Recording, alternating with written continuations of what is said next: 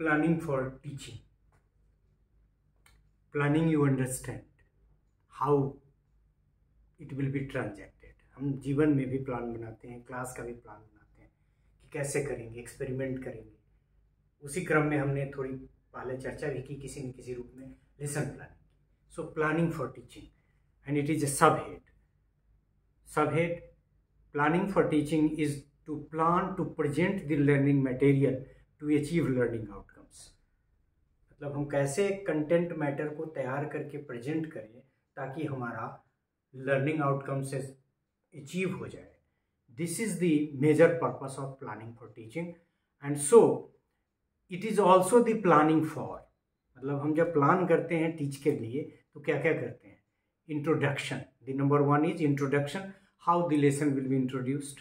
Methods and media, कौन method का इस्तेमाल करेंगे इस कंटेंट को ट्रांजैक्ट करने के लिए, और मीडिया क्या होगा, teaching aid, supporting material etcetera, and the evaluation techniques.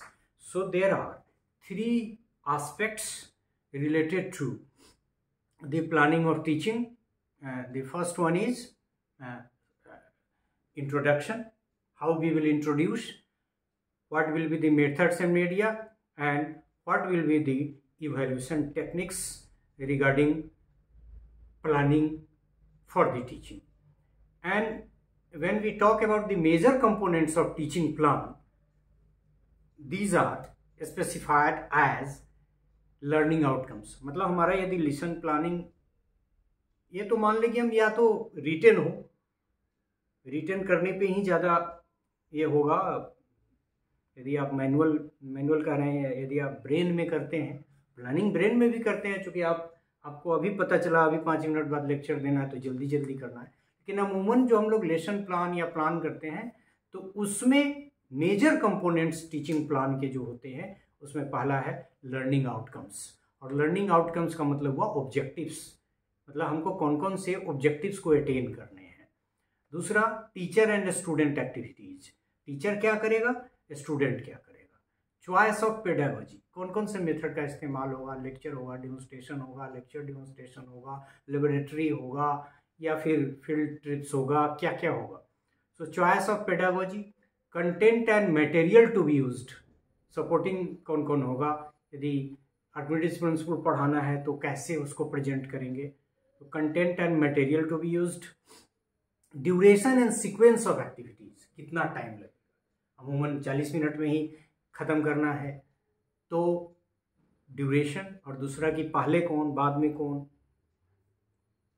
संकल्पना लेसन प्लान में हम लोग teaching 1, teaching 2, teaching 3, teaching point का भी कंसेप्ट लेते हैं। So duration and sequence of activities, classroom management कैसे होगा, कैसे लोग बैठेंगे, कौन पार्टिसिपेट करेंगे, स्टूडेंट पार्टिसिपेशन होगा कि नहीं होगा, फिजिकल पार्टिसिपेशन होगा तो कितना होगा, कब होगा, specific strategies to help needed students and method of assessment. So these are the major components of teaching plan. एक बात इसमें हम लोगों ने प्लानिंग पार्ट में ये की कि जब हम प्लान करते हैं तो इंट्रोडक्शन की प्लानिंग करते हैं, कौन कौन मेथड और मीडिया होंगे उसकी प्लानिंग करते हैं, और इवैल्यूएशन हम कैसे करेंगे, जिसको हम लोग आजकल कहते हैं कि 2 चीज़ें बहुत इंपॉर्टेंट है लेसन प्लान में। एक तो ऑब्जेक्टिव बिहेवियर के सापेक्ष में उद्देश्यों को परिभाषित करना और उद्देश्य को ध्यान में रख के मूल्यांकन करना। सो objective to be written in terms of the behavioral changes to occur among the learners, and there is the need of objective based evaluation। कर सकेंगे, प्रयोग कर सकेंगे, वाक्य बना सकेंगे, क्या बनाया इसी को ध्यान में रख के मूल्यांकन। So introduction, method and media and evaluation technique are related to the planning part, and in this regard it is necessary take care of the major component, जिसमें ऑब्जेक्टिव्स या लर्निंग आउटकम्स है, टीचर और student की activities क्या होगी ये है, कौन कौन से पेडागोजी का इस्तेमाल होगा, कंटेंट और मटेरियल कौन कौन से यूज़ होंगे, कितना ड्यूरेशन होगा, प्रेजेंटेशन का सीक्वेंसिंग क्या होगा, क्लासरूम कैसे अरेंज होगा, कौन कहाँ बैठेंगे, आदि आदि, और फिर कौन से स्पेसिफिक स्ट्रेटजी होंगी जिसकी मदद से स्टूडेंट को ज़्यादा से ज़्यादा मदद मिलेगी। ऑब्वियस है वो क्लास के नेचर पे, लर्नर्स के एज वगैरह पे भी डिपेंड करेगा। And the last one is method of assessment. So these are the key aspects of planning for teaching. Thank you for this part.